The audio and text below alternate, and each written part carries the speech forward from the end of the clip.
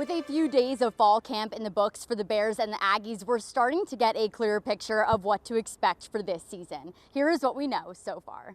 Kicking things off with Baylor, the Bears believe this team is already showing a different level of connection. Head coach Dave Aranda says that started long before the first practice, with players taking ownership of the team and holding each other accountable.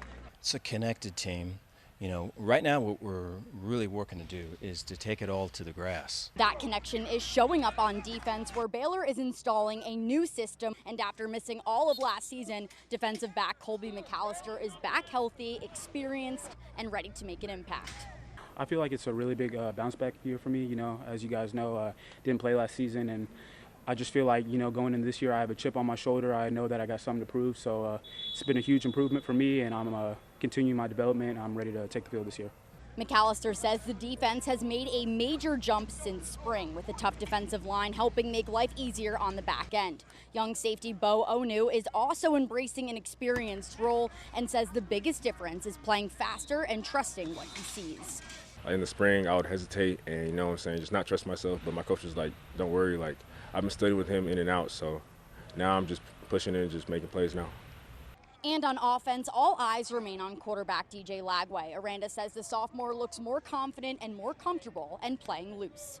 Heading on down to Aggieland a few days into fall camp, and the identity of this Texas A&M team is starting to take shape. Head coach Mike Elko says this year's biggest challenge isn't building the program, it's building on last year's success. This program has had a really hard time doubling down on success.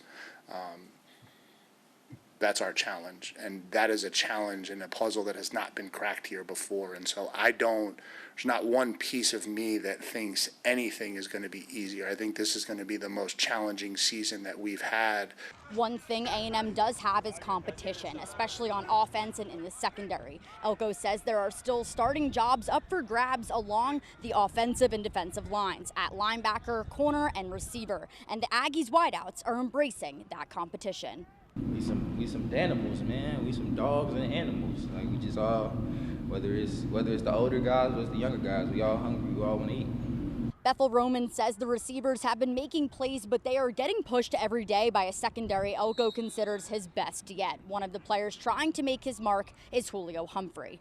Truly, deep down, I believe that we can be the best DB group in the country, and we have the people. As you can see, we have a lot of people that transferred in, a lot of people that have stepped up, even young guys. Like we all came together, and like we all really believe that. Not just saying that, but we actually believe that. So now we're just working hard so we can actually be that best group in the country. For the Aggies, the next few weeks are about turning that confidence into consistency. Fall camp continues next week for both teams as we inch one step closer to football season. For 6 Sports, I'm Madison Palumbo.